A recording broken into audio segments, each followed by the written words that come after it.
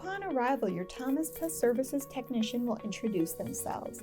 A brief discussion will take place to determine if there are any issues you've been experiencing or anything the technician needs to know prior to beginning their service. The technician will perform an inspection of the prone areas of your home for activity or evidence from pests and rodents. Rodent devices will be inspected for activity. Bait will be replaced as needed based on rodent activity. If there are any spider webs or minor rodent droppings found during your inspection, we will remove and sanitize them. Monitors will also be inspected to gauge pest activity levels. Monitors tell your technician a story in between our visits, indicating areas or pests for the technician to focus on. On the exterior of the home, your technician will be inspecting and performing minor exclusion to help reduce accessibility for rodents and insects.